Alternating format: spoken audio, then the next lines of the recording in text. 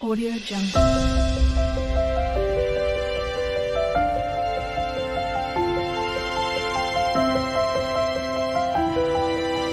Audio Jungle. Hello friends, कैसे हैं आप सब लोग। आज हम लोग आयुर्वेदिक रसशास्त्र में पारद प्रकरण में अगले टॉपिक पे डिस्कस करेंगे। और ये जो टॉपिक है, ये पारद प्रकरण की जो सीरीज़ वीडियो है उसका थर्ड टॉपिक है। और इसमें हम लोग देखेंगे पारद के दोष क्या होते हैं और उसके ग्राह्य अग्राह्य स्वरूप। ग्राह्य अग्राह्य स्वरूप का मतलब कि ये है कि किस प्रकार का जो पारद है वो हमारे लिए यूज़फुल है और किस प्रकार का पारद हमारे लिए यूज़फुल नहीं है। और पारद के दोषों के बारे में भी विस्तार से डिस्कस करेंगे। इससे पहले हम लोगों ने पारद पे डिस्कशन किया है जिस पे हम लोगों ने पारद का सामान्य परिचय और उसके बाद पारद के पर्याय एवं उनकी निरुक्ति तथा पारद का जो संक्षिप्त इतिहास है उसके बारे में डिस्कस किया है। और उन वीडियो का लिंक मैंने डिस्क्रिप्शन में दे दिया है। वीडियो को आगे देखने से पहले अगर अभी तक आपने हमारे चैनल को सब्सक्राइब नहीं किया है तो सब्सक्राइब कर लीजिए। आप हमें फेसबुक और इंस्टाग्राम पे भी फॉलो कर सकते हैं जिसका लिंक भी डिस्क्रिप्शन में दिया हुआ है। तो चलिए स्टार्ट करते हैं। अगर पारद के दोषों की बात की जाए तो पारद में प्रथम 3 दोषों की कल्पना की है। पहला है नैसर्गिक दोष, दूसरा है यौगिक दोष और तीसरा है औपाधिक दोष। तो अगर नैसर्गिक दोष की बात की जाए तो पारद एक खनिज स्रोतों से प्राप्त होने वाला द्रव्य है और यह सहज स्वतंत्र मुक्त एवं मिश्रित यौगिक स्वरूप में प्राप्त होता है। इसीलिए भूगर्भ से प्राप्त होने तथा स्वगर्भ में अन्य धातुओं को लीन कर लेने के विशिष्ट स्वाभाविक गुणों के कारण भूगर्भ स्थित धातुओं को यह अपने में मिला लेता है और इसे ही नैसर्गिक दोष कहा जाता है। मतलब कि जो पारद है वो भूगर्भ से प्योर फॉर्म में नहीं प्राप्त होता है, वो अपने साथ और भी कई एलिमेंट्स को मिला लेता है, ठीक है, अपने में। और भूगर्भ में और एलिमेंट्स के साथ मिक्स होने के कारण ही जो इसके अंदर दोष है, इस दोष को नैसर्गिक दोष कहा जाता है। पारद में अगर देखा जाए तो पारद में ताम्र, नाग, वंग, रजत आदि के संपर्क में आने तथा पारद के द्रव धातु होने से शीघ्र घुलनशीलत्व गुण के कारण पारद में निसर्गतः नैसर्गिक दोष आ जाते हैं। मतलब कि एक तो ये घुलनशील है, ठीक है, और ये द्रव धातु में है, ठीक। तो इसी कारण से जब इसमें ताम्र, नाग, वंग, रजत आदि जो एलिमेंट्स है जब वो कांटेक्ट में आते हैं तो शीघ्र ही इसमें मिक्स हो जाते हैं। इसी के कारण इसको नैसर्गिक दोष कहा जाता है। अब अगर यौगिक दोष की बात की जाए तो यौगिक दोष में देखा जाए तो पारद में पारद से अल्प मूलत्व वाला द्रव, पारद में पारद से अल्प मूल्य वाला द्रव जैसे नाग, वंग एवं यशद जो आसानी से पारद में मिल जाते हैं, ऐसे धातुओं को व्यापारी लोग पारद में मिलाकर अधिक धन प्राप्ति हेतु बेचते हैं और इसे ही यौगिक या व्यापारिक दोष कहा जाता है। तो अगर सिंपल फॉर्म में देखा जाए तो नाग को लड कहते हैं और वंग को टिन कहते हैं। और इसमें पारद का जो एडल्ट्रेशन करते हैं, पारद में मिक्सिंग करते हैं जो बिजनेस, इसीलिए उस बिजनेस में लाभ उठाने के लिए पारद में जो अन्य एलिमेंट मिलाए जाते हैं, इसीलिए इसको यौगिक दोष कहा जाता है। पारद का आयात विदेशों से होता रहा है और इस व्यापार के क्रम में इस प्रकार की मिलावट की जाती है, मतलब एडल्ट्रेशन की जाती है। इसे अगर देखा जाए तो व्यापारिक दोष भी कहा जाता है, ठीक है। इसका एक और पॉइंट है, मैं वर्बली बता देता हूँ आपको, कि धातुवादार्थ पारद में नाग, वंग आदि मिलाया जाता है। प्रयोग में सफलता न मिलने पर धातुवादादियों के द्वारा इसे या तो बेच दिया जाता है या फिर नाग, वंग से मुक्त कर औषधि निर्माण के लिए प्रयुक्त किया जाता है। और जब तक यह दोषयुक्त पारद शोधन अथवा संस्कार द्वारा नाग, वंग मुक्त नहीं हो जाता, इसे दोषयुक्त मानते हैं। इसे भी यौगिक दोष की संज्ञा देते हैं और यह प्रायः बाहर से मिलाया गया होता है। तो अगर देखा जाए कि अगर प्रयोग मतलब कि रिसर्च के लिए भी पारद में नाग, वंग मिलाया जाता है, ठीक है, और जब प्रयोग अगर सक्सेसफुल नहीं हुआ तो वो पारद जो है वो बेकार हो गया, तो उसको बाहर मार्केट में बेच दिया।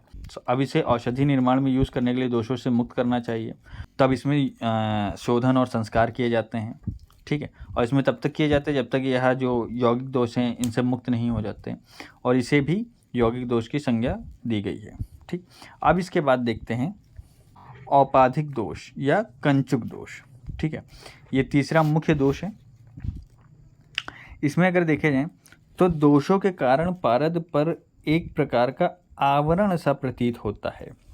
यह आवरण पारद की ऊपरी सतह को आवृत किए रहता है और इस आवरण को ही औपाधिक या कंचुक दोष कहते हैं। ठीक है, तो कई बार आपने देखा होगा कि पारद के ऊपर कुछ हल्की सी पतली सी झिल्ली टाइप में जो है वो तैरती रहती है। ठीक है, इसे ही औपाधिक दोष या कंचुक दोष कहते हैं। तो कैसे हो सकता है कि खनिज में, तो देखते हैं कि खनिज में से निकाले गए पारद में नागवंग मिले रहते हैं। ठीक है, या भूगर्भ से प्राप्त पारद के खनिज में अगर नागवंग उपस्थित हो तब भी ऐसा हो सकता है। ठीक है, तो या तो मिलावट की गई हो उसमें, या फिर जो भूगर्भ से प्राप्त है उसमें नागवंग उपस्थित हो तो भी ऐसा हो सकता है।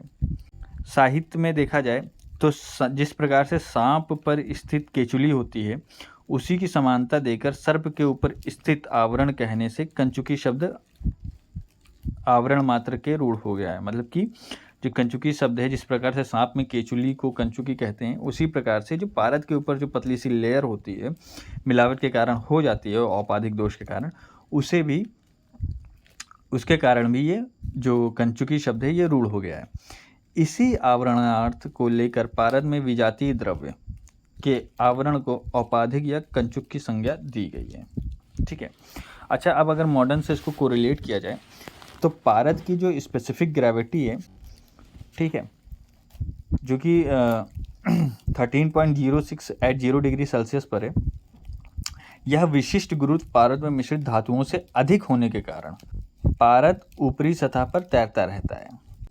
उसी धातु का कुछ भाग में ऑक्सीडेशन होता है जिसके कारण यह आवरण सा प्रतीत कराता है। सो बेसिकली पारद की जो स्पेसिफिक ग्रेविटी है ये जो है पारद में मिश्रित जो धातु हैं उनसे कुछ ज़्यादा होती है, जिसके कारण जो धातु जो हैं वो पारद के ऊपर तैरते रहते हैं, एलिमेंट जो हैं वो तैरते रहते हैं, जिसके कारण से ऐसा प्रतीत होता है कि पारद के ऊपर कोई आवरण है। यह आवरण भिन्न भिन्न खानों से निकलने वाले भिन्न भिन्न धातुओं के मिश्रण से अनेक प्रकार का होता है। मतलब कि जिस जगह से पारद निकाला गया है तो वहाँ पे हो सकता है कोई और एलिमेंट हो, अलग अलग एलिमेंट्स होते हैं, तो स्पेसिफिक ग्रेविटी तो पारद की ज़्यादा है, तो जो आवरण है वो एलिमेंट के अनुसार अलग अलग प्रकार का हो सकता है। और भिन्न भिन्न धातुओं से मिलने पर पारद मिश्रक का कंचुक रूप, रंग, गुण, धर्म में पार्थक्य होता है। सो ये हो गया औपाधिक या कंचुक दोष। सो अगर सिंपल लैंग्वेज में देखा जाए तो नैसर्गिक दोष क्या होता है? नैसर्गिक दोष बेसिकली ये होता है कि जो पारद जब भूगर्भ से निकाला जाता है तो वो प्योर फॉर्म में नहीं होता, उसमें जो अलग अलग एलिमेंट्स है वो मिले होते हैं, उसे नैसर्गिक दोष कहा जाता है। यौगिक दोष बेसिकली बिजनेस में फ़ायदा उठाने के लिए जो पारद में एडल्ट्रेशन किया जाता है उसको कहते हैं। औपाधिक या कंचुक दोष की बात की जाए तो औपाधिक या कंचुक दोष वो होता है कि जो पारद जब में जो अलग अलग एलिमेंट होते हैं वो पारद के ऊपर एक आवरण सी प्रतीत बना देते हैं, जिसके कारण से इसे औपाधिक या कंचुक दोष कहा जाता है। ठीक, फिर इसके बाद अगर देखा जाए तो यहाँ पे एक फ्लो चार्ट है। ठीक है, ये चार्ट आप लोग देख सकते हैं और ये एग्ज़ाम पॉइंट ऑफ व्यू से बहुत इंपॉर्टेंट है। अगर पारद के दोष आते हैं और आप ये चार्ट बना देते हैं तो आपको निश्चित ही अच्छे मार्क्स मिल सकते हैं। तो अगर पारद के दोष की बात की जाए तो हम लोगों ने नैसर्गिक दोष देख लिया, यौगिक दोष देख लिया और औपाधिक दोष भी देख लिया। अब इनके अंतर्गत किस प्रकार के कौन कौन से जो दोष हैं उसके बारे में देखते हैं। तो नैसर्गिक दोष के अंतर्गत आता है विष दोष, ठीक है, वहनी दोष, मल दोष। तो इनके बारे में अभी विस्तार से डिस्कस करेंगे। ठीक है, यौगिक दोष में अगर देखा जाए तो यौगिक दोष में जो मिलावट की जाती है, ठीक है, यौगिक दोष में मिलावट, तो मिलावट में मुख्यतः नागज और वंगस दोष आते हैं। और औपाधिक दोष में देखा जाए जो कंचुक होते हैं उसमें सप्त कंचुक नाम दिया गया है। ठीक है, तो परपटी, ठीक है, पाठनी, भेदी, अगर नागज मिला हुआ है उसमें तो द्रावी या मलकारी, और वंगज मिला हुआ है तो अंधकारी या ध्वांशी रोग दोष होते हैं। तो चलिए इसके बारे में बारी बारी से देखते हैं। तो सबसे पहले देखते हैं विष दोष। तो विष दोष की बात की जाए तो ये नैसर्गिक दोष के अंतर्गत आता है। तो विष दोष की अगर बात की जाए तो प्रकृति में विविध प्रकार के द्रव्य पाए जाते हैं, इनमें गुण और दोष स्वभावतः होता है। मतलब कि जो भी द्रव्य है उनमें गुण और जो दोष होंगे उनके स्वभाव के अनुसार होंगे। तो जैसे नाग, तम्र, अंजन को एंटीमनी कहते हैं, संखिया मतलब आर्सेनिक आदि द्रव्यों में विषाक्त गुण प्राकृतिक रूप से पाए जाते हैं। और यह भी कह सकते हैं कि ये साक्षात प्राकृतिक विष है, मतलब नेचुरल पॉइजन है जो बॉडी को हार्म करते हैं। संस्कार आदि से शुद्ध संस्कृत होने पर तथा युक्त प्रयोग से ये औषधीय गुणों से युक्त होकर, ठीक है, अगर इनका संस्कार किया जाए और इनको शुद्ध किया जाए तो ये जो हैं ये शुद्ध होकर अमृत सदृश फल देने वाले होते हैं, मतलब कि बॉडी के लिए बहुत ही लाभकारी होते हैं। इसी के अनुसार देखा जाए तो भूगर्भ में जैसे अंजन, सोमल और अन्य ऐसे जो भी स्वभाव से विष हैं, वैसे भी पारद भी एक विष है, ठीक है। तो अगर भूगर्भ से प्राप्त हुआ और हमने डायरेक्ट पारद का सेवन कर लिया तो वह हमारे शरीर में विष के समान जो है वो एक्ट करेगा, ठीक है। तथा भूगर्भ से ही इसकी प्राप्ति भी होती है। भूगर्भ में सोमल आदि विषैले द्रव्यों के संपर्क में आने के कारण पारद और भी विषदोष युक्त हो जाता है और ऐसे विषदोष युक्त पारद के सेवन के कारण मृत्यु भी होती है।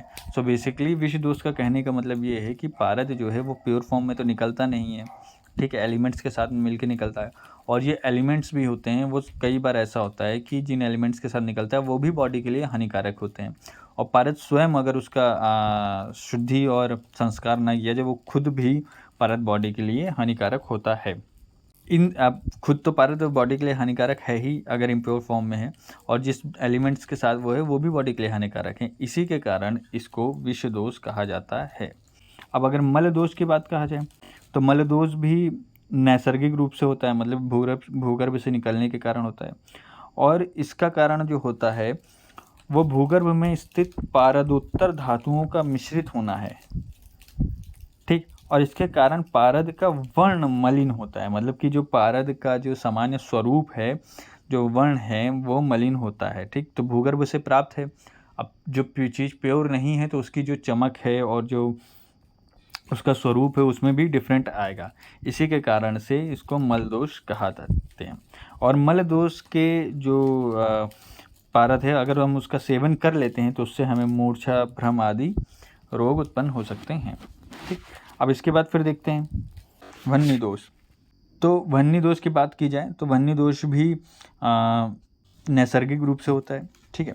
और पारद का यह जो प्राकृतिक दोष है ये भूगर्भ में पारद के संपर्क में आने वाले ऐसे पाषाण एवं खनिज से होता है जो तीक्ष्ण, उष्ण और आग्नेय गुणों से युक्त होते हैं।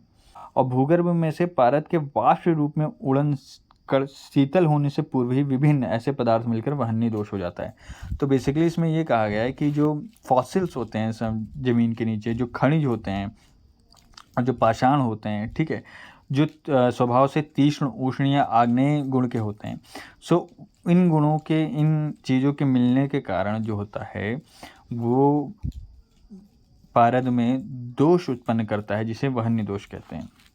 सो अगर बेसिकली कहा जाए तो जो तीक्ष्ण, आग्नेय गुण वाले जो पाषाण और खनिज होते हैं, ऐसे खनिज जब पारद में मिश्रित हो जाते हैं उसके कारण से वह्नि दोष उत्पन्न होता है। ऐसे दोष युक्त पारद का सेवन करने से दाह, संताप आदि रोग भी उत्पन्न होते हैं। सो ये हो गया वह्नि दोष। फिर इसके बाद देखते हैं, इसके बाद अगर देखा जाए तो एक दोष और आता है जिसे कहते हैं असहाग्नि दोष। सो इस दोष का वर्णन आनंद कंद और आयुर्वेद प्रकाश, रस मंजरी, रसेंद्र, सार संग्रह और रस तरंगणी में वर्णन आता है, ठीक है। सो अगर असहाग्नि दोष की बात की जाए तो जो पारद है वो मुख्यतः जो पारद है वो लगभग 356 डिग्री सेल्सियस के आसपास जो है वो उड़ता है, ठीक है। बॉइलिंग पॉइंट जो पारद का है वो 356 डिग्री सेल्सियस होता है। सो यदि इससे कम तापमान पर उड़ता है तो उसे अस्वाभाविक माना जाएगा, ठीक है। अगर द्रव्य संयोग की बात की जाए तो द्रव्य संयोग से तापसहत्व घटता या बढ़ता है, मतलब कि अगर दो द्रव्यों के मिला दिया जाए तो जो उन द्रव्य हैं उनका जो temperature, melting point, boiling point है वो घटेगा या बढ़ेगा, ठीक है, डिफरेंट आएगा उसमें नॉर्मल के मुकाबले में। सो अगर पारद में ऑक्सीजन, क्लोरीन जो आदि द्रव्य मिले हैं, ये जो द्रव्य होते हैं ये 356 डिग्री से कम ताप पर ही उड़ने लगते हैं, अर्थात इसकी अग्नि सहत्व शक्ति जो होती है वो घट जाती है। इसी के कारण इसको असहाग्नि दोष कहा जाता है, मतलब कि देखा जाए तो असहाग्नि दोष का मतलब क्या है, जो अग्नि को सहन ना कर पाए। सो पारद का जो प्योर पारद है उसका जो टेम्परेचर बॉइलिंग पॉइंट माना गया है, वाष्पीकरण का जो टेम्परेचर माना गया है वो लगभग 356 डिग्री है। लेकिन इसमें और भी एलिमेंट मिले होते हैं, तो उसके कारण से ये होता है कि जो इसका एवोपोरेट जो इसका बॉइलिंग टेम्परेचर होता है वो घट जाता है। तो इसमें अगर ऑक्सीजन क्लोरीन मिले हुए हैं तो उनका तो कम होता है, तो जब वो कम पर ही उड़ने लगते हैं, सो जो पारद है वो भी इससे कम पर ही जो है, सो इसके कारण जो पारद की जो अग्निशहत्व शक्ति है वो भी घट जाती है, और इसी के कारण जो इसे असहाग्नि दोष कहा जाता है। सो आई होप आपको ये समझ में आया होगा। फिर इसके बाद अगर चापल्य दोष की बात की जाए, तो चापल्य दोष की बात की जाए तो जो पारद होता है वो स्वभाव से ही चंचल होता है, और इस स्वाभाविक चपलता को कुछ विद्वान दोष न मानकर पारद में चपल गर्भत्व को दोष मानते हैं। अर्थात देखा जाए तो चंचलता पारद का कोई दोष नहीं है। प्राकृत चंचलता में निवृत्ति नियमन संस्कार से संभव होती है, और अग्निसहत्व का जो पक्षखंड है वो अभ्रक सत्व की चारणा से ही संभव होता है। तो चापल्य दोष का मतलब कि ये होता है कि पारद जो होता है स्वभाव से ही चंचल होता है। तो पारद स्वभाव से ही चंचल होता है, और इसकी स्वाभाविक चपलता को जो कुछ विद्वान दोष न मानकर पारद के जो चपल गर्भत्व हैं उसको दोष मानते हैं। सो ये दोष भी असहाग्नि दोष के थोड़ा सा समानता रखता है, ठीक है। तो इसमें बेसिकली चापल्य दोष ये होता है कि जो बिस्मथ जैसे एलिमेंट है जब इसमें मिलते हैं तो वो कम टेम्परेचर पर ही उड़ने लगते हैं, ठीक है, जिसके कारण जो पारद भी है वो भी कम टेम्परेचर पर उड़ने लगेगा। मतलब कि वो अपने जो स्वभाव है, अपना जो नेचुरल उसका जो टेम्परेचर है उसके बजाय दूसरे एलिमेंट्स के टेम्परेचर पर ही वो जो है वो उसका रिएक्शन स्टार्ट कर देता है। मतलब कि जो बॉइलिंग टेम्परेचर और एवोपोरेटिंग पॉइंट होता है उसको डिफरेंट देखने को मिलता है। सो इस दोष को ही चापल्य दोष कहा जाता है। फिर इसके बाद देखते हैं गिर दोष। तो गिरि जो होता है वो पर्वत का पर्याय होता है, और पारद जिन पर्वतीय प्रदेशों से भूगर्भ से प्राप्त होता है उन्हीं पर्वतों में पाए जाने वाले अन्य खनिज जैसे नाग, वंग, यशद, रौप्य, चपल, माक्षिक, टंगस्टन, टर्मेलिन, पुष्पांजन, स्त्रोतांजन, सोमल आदि के संपर्क उसका स्वाभाविक है। मतलब कि ये है कि अगर पहाड़ से गिरी से प्राप्त हो रहा है तो जाहिर सी बात है उसमें ये सब चीज़ें मिली होंगी। अतः इस गिर दोष के कारण जो पारद में है उससे जो अनेक दोषों की संभावना भी होती है। सो बेसिकली देखा जाए तो जिस पर्वतीय खान से पारद प्राप्त किया जाएगा उस खान से पाया जाने वाला अन्य खनिज धातु का संयोग पारद में होगा और वह गिरदोष कहलाएगा। बेसिकली ये है कि जिस पारद प्योर फॉर्म में तो बहुत ही मुश्किल से मिलता है, वो और एलिमेंट्स में मिला होता है। तो अगर पहाड़ की बात की जाए तो पहाड़ों में भी पारद प्राप्त होता है और वो अन्य एलिमेंट्स के साथ मिला होता है। सो जिस पहाड़ में जिस एलिमेंट के साथ मिलेगा ये उस पारद का गिरदोष कहलाएगा, ठीक है।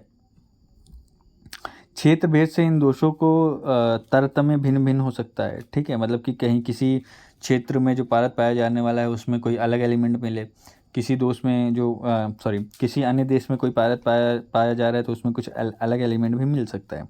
अतः पारद के उत्पत्ति स्थान की जानकारी होने के बाद पारद में जो स्थित गिर दोष है उसका निर्णय लिया जा सकता है, ठीक है। और अगर गिर दोष से युक्त पारद का व्यक्ति ने सेवन कर लिया है तो उसमें स्फोट और जड़ता उत्पन्न हो सकती है। अब इसके बाद देखते हैं मद दोष।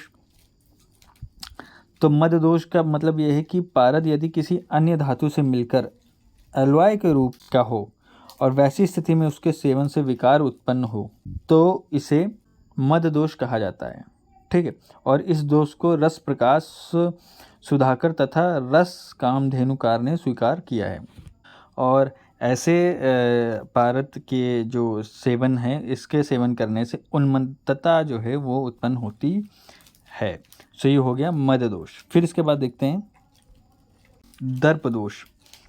तो दर्प दोष की बात की जाए तो इस दोष की कल्पना भी रस प्रकाश सुधाकर में की गई है, और इस दोष से युक्त पारद के सेवन से शरीर में स्फोट उत्पन्न होता है। इसके बारे में ज़्यादा जानकारी नहीं है, बस इतना ही मिल पाया है तो मैंने आपको बता दिया है। अब इसके बाद अगर नाग और वंग दोष की बात की जाए तो नाग और वंग दोष पारद में भूगर्भ से प्राप्त होते हैं, ठीक है। और अधिक मूल्य प्राप्ति हेतु जो व्यापारी होते हैं ये भी जो पारद है इसमें इसकी मिलावट करते हैं, और इस दोष से युक्त अगर पारद का सेवन करते हैं तो जड़ता, आदमान, कुष्ठ विकार आदि उत्पन्न हो सकते हैं। सो ये हो गए पारद के दोष, और अब इनके बारे में, ठीक है, ये हो गया पारद के दोषों का डिस्क्रिप्शन, ठीक है। अब मैं आपको एक बार और फ्लो चार्ट में इसको दिखा देता हूँ, चार्ट फॉर्मेशन में। ये देखिए, अब आपको ये जो चार्ट है वो इजीली समझ में आएगा। तो पारद के जो दोष हैं वो मुख्यतः 3 पार्ट में डिवाइड किए गए, नैसर्गिक, यौगिक और औपाधिक, ठीक है। नैसर्गिक, यौगिक और औपाधिक। और नैसर्गिक के अंतर्गत विष, वहनी और मल दोष आते हैं। फिर इसके बाद यौगिक के अंदर नागज और वंगज आते हैं, और औपाधिक के अंतर सप्त कंचुक दोष आते हैं, जैसे परपटी, पाटनी, भेदी, द्रावी, मलकारी, अंधकारी और ध्वंसी। और औपाधिक दोष के ही अंतर्गत भूमिज, गिरिज, वारिज, नागज और वंगज दोष भी आते हैं। सो अगर आप ये चार्ट याद कर लेते हैं, अगर लॉन्ग क्वेश्चन आता है तो आप इनकी डेफिनेशंस और किस प्रकार के होते हैं ये भी आप आराम से लिख सकते हैं, ठीक। आई होप आपको पारद के दोष समझ में आया होगा। और भी इसी प्रकार के देखा जाए तो इनके अतिरिक्त भी आचार्यों ने कई दोषों की कल्पना की गई है, जिसमें पार्थिव, आप्य, आग्नेय, नाभस, अनिल, पंचमहाभूत के आधार पर, ठीक है। और रोग और विकृति के आधार पर देखा जाए तो गज, चर्म, पुंडरीक, विसर्प, हारिद्र तथा रक्त बिंदुक हो गया, जैसे मंडूक, कौटिल, अनार्तव, संकर, षडत्व, गुरुत्व आदि के दोष के आदि दोषों की कल्पना में पारद की आदि दोषों की कल्पना भी पारद प्रकरण के अंतर्गत की गई है। अगर सप्त कंचुक की बात की जाए तो अगर कंचुक या औपाधिक दोष की बात की जाए तो इसकी अनुभूति भी अलग अलग व्यक्तियों के द्वारा अलग अलग समय पर अलग अलग स्थानों से प्राप्त पारद में की गई है। और पारद के दोषों के बारे में अगर बात की जाए तो सभी रस तंत्रकार इस बात को तो स्वीकार करते हैं कि पारद में दोष होते हैं, किंतु इन दोषों की संख्या के बारे में प्रत्येक ग्रंथकारों का जो मत है वो भिन्न भिन्न देखने को मिलता है। कुछ ग्रंथकार सभी दोषों के मुख्य 3 दोषों में समाविष्ट करते हैं, ठीक है। कुछ 4, 5, 6, 8, 9, 12 अथवा 15 दोषों की भी गणना करते हैं, ठीक है। किंतु ये जितने भी दोष हैं इन सब का जो अंतर्भाव है ये मुख्य रूप से देखा जाए तो ये इन तीनों दोषों के ही अंतर्गत आता है, नैसर्गिक, यौगिक और औपाधिक, ठीक है। सो ये हो गए पारद के दोष, एंड आई होप आपको समझ में आया होगा। फिर इसके बाद देखते हैं अगला टॉपिक। कई बार ये 2 नंबर में क्वेश्चंस पूछ भी लिए जाते हैं, ठीक है। सो अगर आता है तो आप बिल्कुल स्किप मत करें, बहुत ही सिंपल है। पारद के ग्राह्य और अग्राह्य स्वरूप, मतलब कि किस प्रकार के पारद को ग्रहण करना चाहिए और किस प्रकार के पारद को ग्रहण नहीं करना चाहिए। तो ग्राह्य पारद का स्वरूप देखा जाए तो जिस पारद का अंतः भाग नील वर्ण की आभा वाला तथा बाह्य भाग उज्ज्वल वर्ण का हो तथा मध्य भाग सूर्य जैसा तेजस्वी और चमकदार हो, वह पारद शुद्ध माना जाता है और यही ग्राह्य। मतलब कि जो अगर बाहर से अंदर की तरफ देखा जाए तो बाहर उज्ज्वल शुभ्र वर्ण का होना चाहिए, मध्य भाग सूर्य जैसा होना चाहिए और अंतः भाग नील वर्ण का होना चाहिए। अगर ऐसा पारद होता है तो ऐसे पारद को शुद्ध जाना जाता है और यही ग्राह्य है। मतलब कि अग्राह्य पारद की बात की जाए तो जो पारद धूम्र वर्ण वाला, पांडुर वर्ण का हो या फिर चित्र विचित्र रंग वाला हो, यह पारद अशुद्ध और अग्राह्य माना जाता है, ठीक है।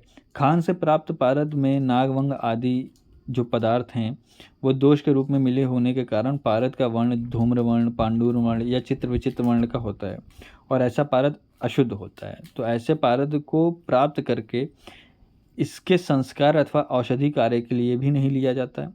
सो ये पारद अशुद्ध होता है और इस पारद को संस्कार और औषधि कार्य के लिए भी नहीं लिया जाता है, तो इसीलिए इसे अग्राह्य पारद माना जाता है। सो ये हो गया ग्राह्य और अग्राह्य पारद का स्वरूप। तो ग्राह्य पारद का आप याद कर लीजिए, ठीक है। सो ग्राह्य पारद को याद करने का सबसे सिंपल तरीका है कि इसके मध्य, अंतः और बाह्य भाग के जो वर्ण है उसको याद कर लीजिए और इससे जो डिफरेंट होता है वो अग्राह्य पारद होता है। और इसी के साथ ग्राह्य और ग्राह्य पारद का जो टॉपिक है ये भी ख़त्म होता है। एंड आई होप आपको ये वीडियो लेक्चर समझ में आया होगा। अगर वीडियो समझ में आया है तो वीडियो को लाइक करें, चैनल को सब्सक्राइब करें। आप हमें फेसबुक और इंस्टाग्राम पे भी फॉलो कर सकते हैं। एंड वीडियो को ज़्यादा से ज़्यादा लोगों में शेयर करें। And thank you so much for watching.